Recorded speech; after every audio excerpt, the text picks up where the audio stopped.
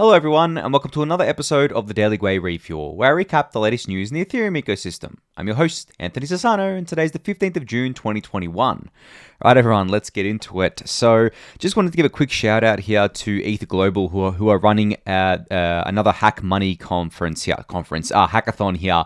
So if you're a developer or a hacker, or just want to, get building, definitely go to apply to this. They've extended the application deadline to the 17th, so on Thursday, and you can compete for over $200,000 worth of prizes at this hackathon. So all you have to do is go to defi.ethglobal.co, and you can kind of just click register for hackathon here. Now this will run from June 18th to July 9th. You'll have a lot of time to build your app and everything like that, and there's a lot of prizes to be won as well. So yeah, and you can view the schedule on this website and everything like that, well, in your local time zone too, which is nice. But it's also hilarious because all of this stuff always happens when I'm sleeping. This is like 2 a.m., 5:30 a.m. It's just pretty funny when you look at it in Australian time. But anyway, if you're a dev, definitely go check this out and register. You should get involved here. I think the ETH Global hackathons are my favorite. I've judged a few of them. I definitely think that it's something to get involved with and something not to miss. So I put out this tweet today in response to something that Michael Saylor said on CoinDesk, where he said the US dollar will be the reserve currency of the world and it would move on Bitcoin rails. And I'm like, what? First of all, the US dollar is obviously already a pretty big part of the world, right? I mean, it is considered the reserve currency for most of the world. Maybe not.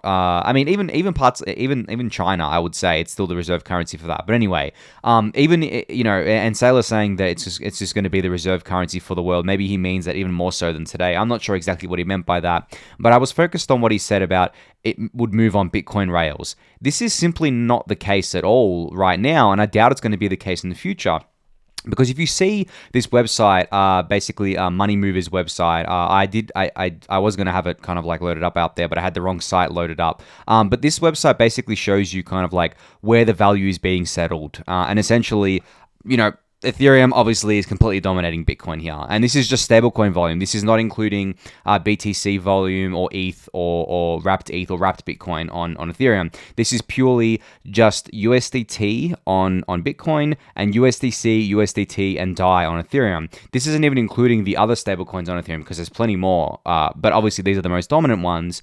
So you can see here that over the last 24 hours, ETH did $14.34 billion worth of settlements in stablecoins, whereas Bitcoin, and it's not even really Bitcoin, it's the Omni network, did $30 million a day. So that is obviously a very, very major difference between the two here.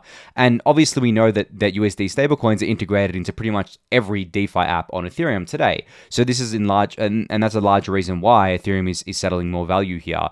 And even if you want to even go further than this, you can look at something like Tron, where Tether's been issued on Tron and it's got some volume on there. I think there's more Tether on Tron than Ethereum right now. Fun fact. But even Tron is settling more value in USD stablecoins than Bitcoin. So taking all that together, I just don't kind of get this comment from Saylor, and to be honest, like I don't really expect him to be saying anything different here. He's obviously a massive Bitcoin bull, all in on Bitcoin, but I just thought it was quite weird. Maybe he doesn't know about Ethereum, maybe he doesn't know about DeFi, which again I would consider weird as well, considering how involved he is with Bitcoin. But people have blinders on. I don't think many people actually know about this stat. I've posted about it before. I'm sure a lot of you have seen it, and I've written a lot about kind of like Ethereum's use as a settlement layer, as these payment rails in my newsletter before.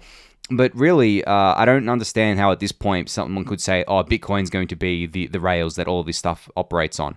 I really don't think so. And, I often think about this because obviously Bitcoin has memed Bitcoin as digital gold. Like that was the meme that they kind of like perpetuated, and the narrative that they perpetuated over the last few years, specifically after, I guess, like the Bitcoin Cash folks forked off of Bitcoin and like the block size debate was pretty much over at that point.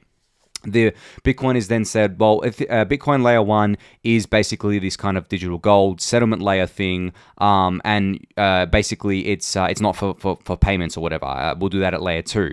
now what I'm seeing from a lot of the Bitcoin crowd is that they're trying to basically kind of, I guess, jig the narrative to include DeFi, because they've seen that DeFi is huge. It's massive for blockchains. They've seen Ethereum kind of like eclipse Bitcoin in fees by a wide margin, and basically overtake and stay overtake. And they've seen that Ethereum now settles more value than Bitcoin. So I think they're just trying to rejig the narrative there, which I don't think is going to work, because fundamentally you can't build on Bitcoin when you can build on Ethereum. And I know people are saying, well, you can build them on like Bitcoin pegged side chains and things like that, like Rootstock and Liquid and stuff, but they're side chains. That's not Bitcoin. Technically that's not Bitcoin. And then they say, okay, well the Lightning Network will build stuff there. The Lightning Network is so limited, and it has some fundamental problems that I haven't seen kind of like solved yet, and it relies on centralized intermediaries to work in anyway. So I don't, whenever someone says to me, oh, Bitcoin's just going to take all the use cases that Ethereum has and it's just going to do what Ethereum does but better, I'm like, well, you know what? At this point, Bitcoiners have been saying this since Ethereum was announced. I do think that we should just like wait and see how it plays out. Obviously, my bet is that Bitcoin is just going to settle into its kind of digital gold narrative and niche. And I think that because of that, its value is basically, or its value accrual is basically capped. And I've said this before, where I think that if you're going to set into like the digital gold niche, then your value cap is essentially those who care about holding digital gold at the end of the day. And that is not a large part of the population, really. Because think about how many people actually own gold as an investment vehicle. Not a very large part of people, a very large pool of people do. And then some may argue, okay, well, the pool's greater for Bitcoin because Bitcoin's better than, like 100 times better than gold. It's digitally native, and that's true. But then you have ETH on Ethereum, and you just have Ethereum in general that is 100 times better than Bitcoin at everything in my mind. So I don't know. This isn't just, to me, bashing Bitcoin or anything like that, but it's just funny to see that people try to change the narratives when, I guess, like, they realize that they've kind of put a cap on the value of something, because you should never do that. You should never, and you'll see commonly on Twitter, people will give like the Ethereum community kind of crap for not having a defined narrative. Why would we want to bucket Ethereum into like one defined thing? It's not. Ethereum itself can't be defined by one thing, because Ethereum itself is everything. You can build anything you want on Ethereum. So why would we even try to bucket it? Like, we make up some joke memes like ETH is money or ETH is ultrasound money and whatever. Like, those are just like little memes and stuff like that. That's got nothing to do with trying to basically define ETH as just one thing. Like, ETH is money, but it's like so much more than that. So Bitcoin is kind of memeing Bitcoin as digital gold, and that's it. They've kind of cornered themselves now. And I think they're trying to backtrack here. And I think they're not going to succeed at that, because there's no, like, Bitcoin, I mean, DeFi on Bitcoin is not going to really be anything more than like a niche within a niche within a niche. I don't get why out of every single chain you could build on, you would build on Bitcoin. Like, I'm pretty sure people would rather build DeFi on, or most people would rather build DeFi on one of the numerous Ethereum competitors instead of Bitcoin, and then obviously like just building on Ethereum anyway. So I'll kind of leave it at that for now. I won't go on too much about this, but I just thought that, there's such a big disconnect here between people like Michael Saylor, who represents what I think the hardcore Bitcoin community, and there's a disconnect, I guess, between people who expect Bitcoin to be, everything when it's not. It's really just one thing. And I'm curious to see if Bitcoiners keep trying to change the narrative around this and keep trying to meme Bitcoin as more than digital gold, because I think they will, because eventually it'll become very apparent to most of them that they've cornered themselves, and it'll take over. And I don't think they're going to win that narrative war. I think they're going to be seen as hypocrites. I think they're going to be seen as, cringy, or it's just going to be really bad for them. So I do think that, it's positive for Ethereum that we haven't backed ourselves into a corner. And I also think that it's kind of like, it is a major reason why I believe in the flippening, is because Ethereum and ETH just have so much more of a total addressable market than something like Bitcoin does. And Ethereum and ETH doesn't have a problem where it's backed itself into a corner and said, well, we're only going to do this one thing and do it really well. Well, that's fine. Nothing wrong with that, but that's not Ethereum. That's what Bitcoin is. But anyway, I'll leave it at that for now. This site is, I think it's called moneymovers.info. Maybe, I think you can Google for it if you want to kind of play around with it, because it's interactive. So definitely go check that out. So the index co-op is growing like at a rapid pace here. So I've talked about the index co-op a lot on the Refuel, of course, and I think I even spoke about it yesterday. But you can see here kind of like a chart of the different kind of products that the index co-op offers. The DPI is obviously the biggest. Then there's the ETH 2x Fly product, which actually there's another kind of blog post that was put out about this product. So the ETH 2x Fly is otherwise known as the flexible leverage index for ETH. You may have come across this before. And there was a lot of chatter about how volatility drift affects the flexible leverage index products. Now, what's volatility drift? Well, I mean, you can read this blog post for a detailed answer on this. This is an 8-minute read, so it goes into a lot of detail. I read it. It's really, really great. But essentially what it is it means that because this is a leveraged product, what happens when the price goes down and then it kind of rebalances, but then the price goes back up and the index ends up buying, like, say ETH, for example, at a higher price than it deleveraged from. That would basically eat into the profits. So that's what volatility drift means here, and I think that's what a lot of people have been curious about and wanting a better explanation on this. So I would suggest going and reading this blog post on those products, but you can still see that the products are very popular. Like DPI is the DeFi Pulse Index that it has been very popular in the past. I think that it kind of stalled out because DeFi has kind of, taken a bit of a back seat lately in terms of the token prices because of the crash that we had. And against ETH, it's kind of taken a back seat there. But you can see that the ETH Flexible Leverage Index is an extremely popular product. The BTC Flexible Leverage Index is the third most popular, and then there's a bunch of others underneath that. The MVI, which is the Metaverse Index, and then there's 5 other products there which aren't part of the index co-op, they're part of competitors. So the point of this kind of, graph here or chart is to show that the index co-op really does dominate its competitors, which is really, really cool to see. So yeah, definitely go check out this blog post, as I said. If you want to learn more about volatility drift and the flexible leverage index, I think it's a really important topic, especially if you hold the fly. Because you may not even notice that this is happening, that you could essentially be losing out because of those rebalances. So definitely make sure you know the risks and you know the kind of like how this mechanism works. And this blog post will do a really great job of explaining that for you. So speaking of the index co-op, wow, I forgot that I had 3 things I was going to talk about today. The Bankless BED index has now been approved, I'm pretty sure, by Index Co-op Governance. So this is a new index that basically has 33% Bitcoin, 33% ETH, 33% DPI, and that's why it's called the BED, right? Bitcoin, ETH, DPI.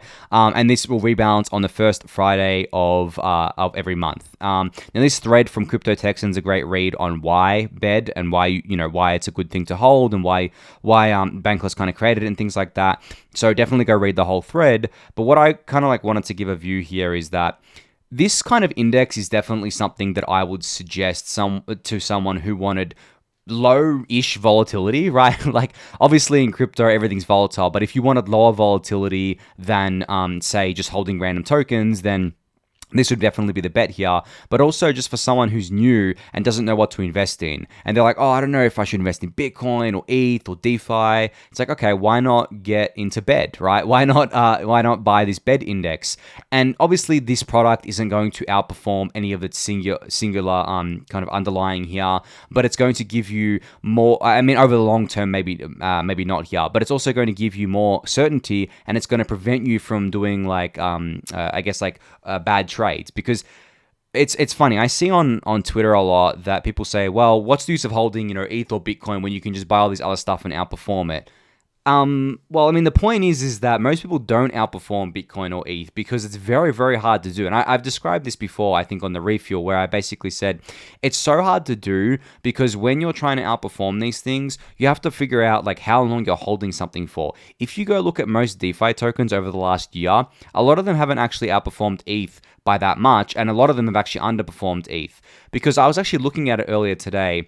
In July 17th, the YFI token launched. And shortly after that, I'm pretty sure I bought some.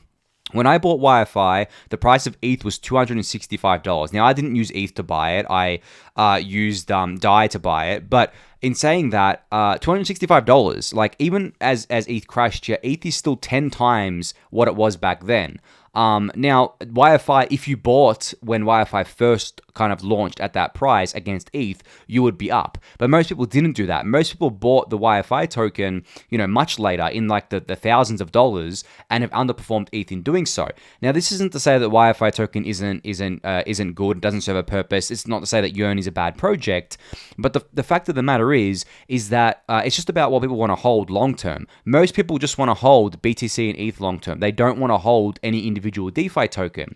So from that respect, it's very hard to pick which one's going to be a winner. It's very hard to pick something that's going to outperform ETH and USD over the longer term. It's very hard to like manage taxes around this too, because for those of us in in places with capital gains tax, here's the kicker with this in trying to outperform ETH. If you buy something and it outperforms ETH by say 10%, if you end up having to pay more than that in taxes, you're paying the taxes on the dollar amount. So if you're in the US, you're paying taxes on the US dollar gain, and if you're in Australia, I'm paying taxes on the AUD dollar gain. I'm not paying taxes on ETH denominated taxes. So what ends up happening is that you could end up paying more in tax that puts you, and even if you've outperformed ETH, you could end up buying back less ETH because of the tax hit, because your government it doesn't care if you're up in ETH or down in ETH. Its benchmark is AUD. You're taxed. You're taxed based on the nation's currency.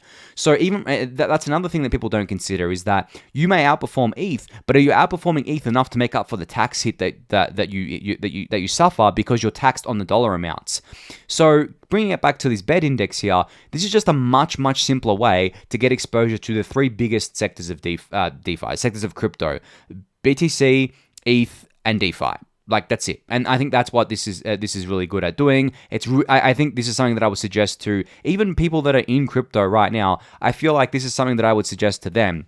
It doesn't have to be for just total noobs, because at the end of the day, most of us, most people, I guess, like not most of us, but I believe most people end up just underperforming due to all those reasons I outlined, like not accounting for the tax hit, holding something too long, not realizing that they've bought into something that is not going to outperform ETH, and then they just hold it forever, and then they give up their precious ETH and things like that. Because at the end of the day, everyone that I know that speculates on these DeFi tokens, they go back to ETH. They don't go to dollars, and they're not holding these things over the long term, especially things that don't have any kind of value capture. People just don't like to hold them because they're very speculative, especially things for early stage projects. And I know I discussed yesterday on the Refuel and in my newsletter that there are actually valuable governance tokens out there, and I stand by that. But are they valuable enough to outperform ETH over the long run, while you're holding them as well? And are they valuable enough to essentially not only outperform ETH, but give you a return for the risk that you're taking? Because it's all about risk reward. If I'm taking a lot of risk, well, you bet that I want to outperform ETH by like 5x at least if I'm taking a lot of risk. Because if not, then there wasn't any point for me doing it, because I'm taking on like just so much risk on these early projects. And I'm not even talking about like the brand new ones, like some early projects that they've been around for a few months, but they can still considered early, are very, very speculative. And even the I guess more mature projects still trade as if they're early stage. I mean, you can look at things like Aave, which I consider to be I've spoken about this before, one of the best projects in DeFi with one of the best token designs in DeFi. I'm pretty sure it's still down like 50% from its high. And that's one of the best ones out there. And even going further, BTC and ETH, I mean, BTC at its bottom was down 50% or over 50% on its all-time high. ETH got to like 60% when it hit its bottom from its all-time high. So just because these things, are considered good, doesn't mean they can't drop like that as well. So if you're looking at the long term, you're obviously not too concerned with these short-term movements. But what ends up happening is that every time you have one of these dumps, people go to ETH, BTC, or dollars. They don't go and then for them to go back and play with the more speculative stuff, the market has to heat up again. And that's the problem. The market only heats up if BTC and ETH are hot, and BTC and ETH have pumped a lot. So, because people take their profits from that and put it into other things. And the thing is, if you don't get in and out at time, you end up underperforming ETH BTC and dollars potentially as well. But anyway, I'm not going to go on too much about that because I don't want to be giving investment advice, because none of what I said is investment advice. But I just think it's something to consider when playing in this stuff. It took me, a while to kind of get to that point where I deeply understood that and understood that it's just much simpler to keep stacking ETH. Like, as I've said before, I just buy ETH every day, then try to speculate on these things. Now, I do hold other tokens, but if I'm being honest, the risk that I took on these other tokens, honestly, I didn't outperform ETH as much as I should have on them. And as I said, I didn't put ETH into them, but the thing is, I could have put that DAI into ETH that I borrowed instead of into these DeFi tokens, for example. So yeah, I'll leave it at that for now. Definitely go read this thread from Crypto Texan. It's a really good one. Goes into a bit more detail about BED here. So Lyra Finance officially announced themselves today. This is one of the protocols that it's spinning out of the Synthetics ecosystem. So what this is, it's DeFi's first complete options AMM. So the core features are unified liquidity across all strikes and expiries, market-driven volatility surface fed into a Black-Scholes pricing model. If you don't know what any of that means, that's okay. I've talked about how options kind of protocols and options are very exotic financial products before. I'm not going to say that I am an expert on them or anything like that. So if you want to read more about them, there's plenty of literature online. But the other two headline features here are automated delta hedging for liquidity providers and instant transactions with long and short options positions. Now, what I wanted to focus on with Lyra is this: instant transactions, because Lyra is actually launching on Optimism first. They're not launching on Ethereum layer 1, which is pretty cool because it's been natively designed for a layer 2 from the get-go. And I think this is what the future is going to look like for Ethereum, where projects are just going to completely forego launching on layer 1 Ethereum and just going to a layer 2, like a roll-up or even something like Polygon. And I think this is incredibly healthy because it means that these projects don't have to essentially deploy kind of like to layer 1, hope they get some kind of action on there, and then, deploy to layer 2 later. Why not just start on layer 2 first and be there when all the users are there? Because layer 2 is going to be adopted much quicker than I think people realize, because people are hungry for it. Even at cheap gas prices on layer 1, layer 2 is still going to offer a better experience. So I'm really glad to see that. And it's cool that they're going on Optimism because Synthetics is going to be on Optimism. So obviously they're going to stay in the same home there. And there's a bunch of other protocols that are spinning out of the Synthetics ecosystem as well that will be going onto Optimism. I think Thales is another one, and then there's one more that I can't remember off the top of my head, and then there's also Quenta. So yeah, that's really cool to see, and as I said, I'm expecting more and more projects to do this as time goes on. But if you want to learn more about Lyra, you can. This will be linked in the YouTube description, and if you're an options trader or if you're interested in options, this is definitely something that I'm assuming that you'll be interested in, so definitely go check this out. So Nader from Edge&No today put out basically a little video showing that he was able to create a sign-on with Ethereum, a proof of concept here, which leverages identity index and ceramic network and decentralized identities in general to implement authentication and profiles with an Ethereum wallet. So essentially, I've spoken about the kind of sign in with Ethereum concept previously on the Refuel, where using your Ethereum wallet, because it's a public-private key pair, you can basically sign in to anything, and that would be your login details instead of a username and password. Now, this is taking it a step further, where you can essentially take your decentralized identity and your profile with you all across the web. So there's no central party that needs to read this. You're just reading this from a decentralized identity provider when you're using your public-private key pair to log in, because your public Ethereum wallet is the wallet that holds the identity, right? The decentralized identity. So it's tied to that. And this ties into like things like ENS as well. I've got my ENS Sassel.eth and things like that has my identity attached to it, where you can kind of like see my profile picture, because I have I think I have something with 3box set up as well. So this is, to me, the future of like Web3, because when you really think about it, username passwords have just been like a pretty horrible way to do things, for a long time now, because people reuse passwords, people kind of like get their passwords stolen, and obviously from databases, and there's database leaks and things like that. Whereas with the sign-in with Ethereum, that doesn't happen, because your private key stays on your device.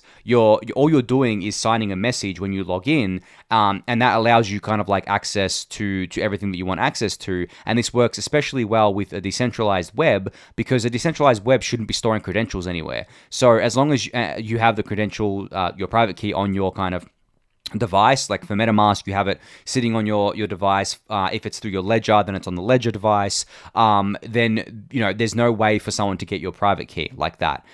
So yeah, this is really, really cool. I'll link this in the YouTube description. You can go check it out. It's on GitHub, and you can check out this little video here, which is a pretty cool watch to see how it works.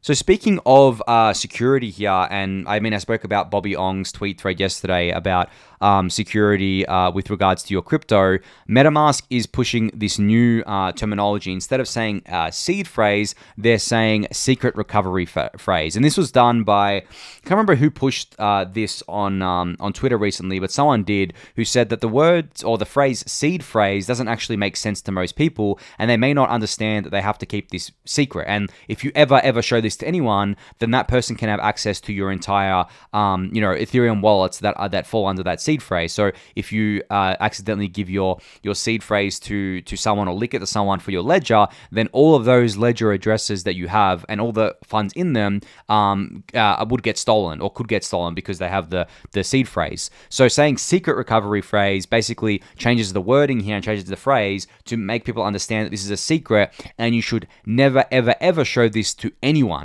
Ideally, when you write this phrase down on a piece of paper or something, you should split this up and like leave one at your parents' house or something if you trust them. Leave one at a friend's house, and so that you have to basically get them to give you the seed phrase, all of them together. So it's kind of like a multi-sig in order to access kind of like your backup for your funds. Because in doing so, if you just keep your kind of seed phrase at your house or whatever, or just on you or whatever, that's just like a central point of failure there. Now, really, the only way people are going to be able to get it off you is if they know you're carrying it, if you have it on you, which I'd suggest not doing that. But if they know where it is in your house or whatever.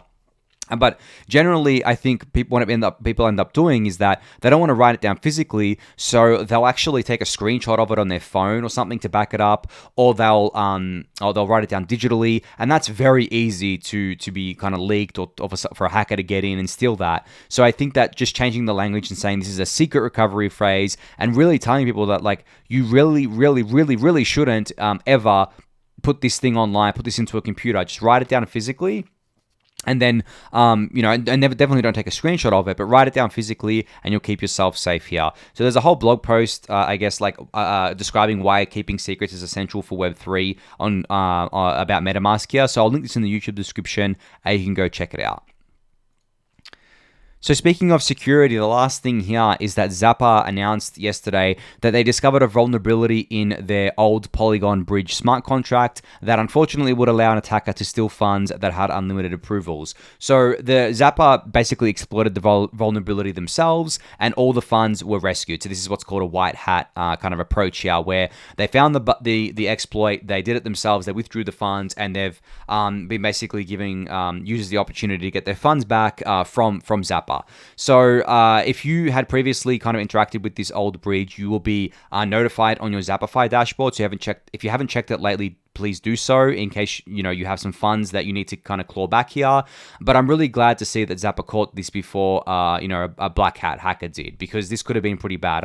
I'm not sure how many funds were in there, but there was it wasn't a small amount of funds that was in this bridge smart contract. And again, this just talks to security and how when you're basically interacting with smart contracts, a lot of them ask for unlimited approvals of tokens, which I guess is up to the developers to do that or not. But two, if you're not using these smart contracts anymore, you should revoke their permission to spend your funds. Because if they still have permission to spend your funds, if there is a bug in this contract that allows anyone to kind of steal the funds, then they could steal everything that you've given approvals to. So if you approved the wrapped Ether token, for example, and you have like 10 wrapped ETH in your wallet, that contract could steal your wrapped Ether.